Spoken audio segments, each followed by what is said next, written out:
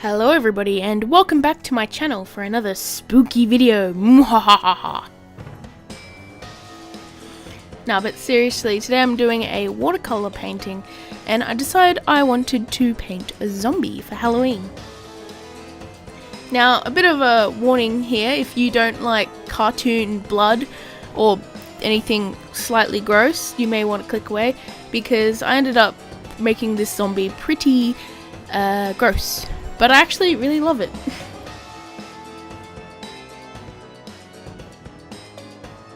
So I started off sketching it onto a piece of plain printer paper, and then I'm using my light box at the moment to trace the liner onto some new watercolor paper that I have.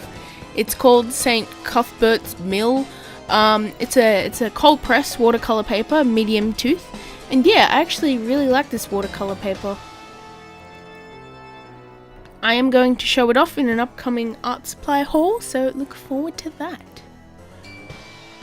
So yeah, I'm actually using my brand new Sennelier watercolor paints, and this is the first time I've actually used them in a painting. I did swatch them down just to get the general feel for them, but yeah, this is my first official painting with these watercolors. I'm so excited to show them off to you. Now I started off doing just a light wash on the skin with a desaturated green kind of color. Now I'm pretty sure I mixed green and a little bit of I think it was a sepia color into the green just to get it so it was like dark and like not as bright, if you know what I mean, because I know a lot of my paintings are very colorful and bright, but I wanted this one to be different because it's supposed to be a little bit spooky. So yeah, I tried to desaturate the colours a bit, and yeah, it worked pretty well.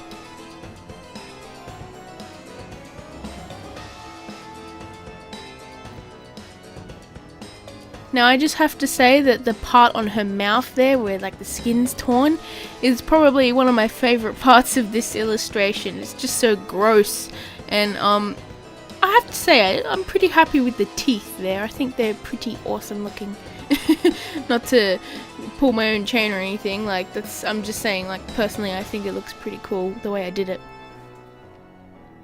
And yeah, once that layer was dry, I added little bits here and there just to give it a little bit more shadow, just to make some parts pop out more than others. In the shadows I did add a bit more brown to it, just to try and make it a bit more murky looking. And then I started off on her clothing, and I decided to go with a grey kind of colour.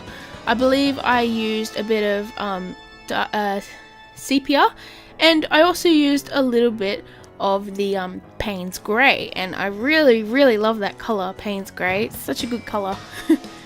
And yeah, after that layer was dry, I went over and I kind of used a bit more of a concentrated part just to add little bits here and there on the clothes to kind of make it look musty and dirty, and like, I don't know, I had a lot of fun making the clothing look ugly and gross, because a lot of the time my drawings are clean and bright and like everything looks shiny, but this time I decided I wanted to make it dark and murky and like dirty, and yeah, I had a lot of fun. It's definitely different to what I usually draw. And yeah, I decided to use that Payne's Grey colour for her hair, and I don't know, I just really like that colour. I think it works pretty well for the theme. And yeah, basically what I did with the hair is that I did like a light layer of Payne's Grey, the colour that I wanted the highlights to be, and then I just slowly layered darker parts over the top once it was dry. And now for the gross part, I decided to make her skin on her arm like torn off there. It looks pretty gross. And also a bit where her ribs is also showing. And yeah, that's probably something very different to what I usually draw, but this is for Halloween, so it's got to be that way. And yeah, one of my favourite parts is that bit of muscle there on her arm. I actually surprised myself a little bit with that because, I don't know, I showed it to my boyfriend the other day and he said that part actually makes him cringe a little bit, which I guess I was trying to go for, so I guess it was a success. And yeah, here's the fun part. I decided to use a little bit of a darker red, and I used a bit to near the skin there on her arm to try and make it look 3D, like it's coming off a little bit, and I really like that. And yeah, I decided to make her eyes red because, well, I don't know, I just thought it was a good colour.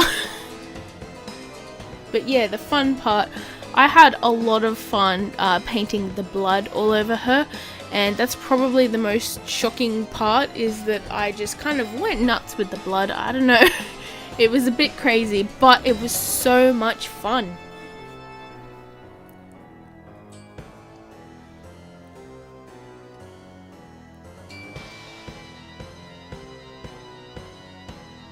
And here it is, the blood. I started off with lots coming out of her mouth and going on her chest, and then I went over her clothes as well. And I used a few different techniques for the blood. I did like more concentrated parts that were like drippy, and then I also used like a splodgy kind of technique you can see down below there and on her arms. And then I also used a kind of dry brushy technique as well, because I don't know, I wanted to get different textures for the blood. Like some of the blood is fresh and some of it's sort of smeared all over her. And yeah, once you add all the blood all over, she kind of comes to life. Well, not really life, because she's a zombie and she's dead. But you get what I mean.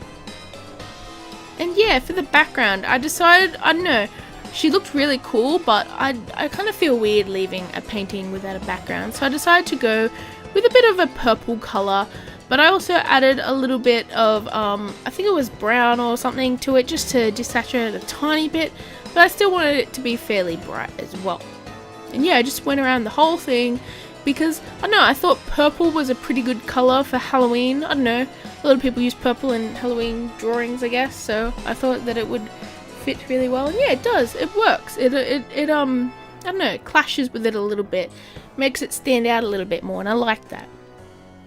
And yeah, after that I just went around with the Miltiliner just to get the edges, solidify the silhouette of her a little bit, and just to go over little bits here and there where the paint like didn't overlap properly, just to cover that up and make it look a bit more refined and complete. And yeah, I really love this illustration. It's so different to what I usually draw. And to be honest, I was a little bit nervous painting this because I thought it was a little bit too gross for YouTube. But I don't know, I think I like it, and it's fitting because it's Halloween very soon. So yeah. Well, anyways, this video is finishing, so I hope you enjoyed it. Let me know below what you think.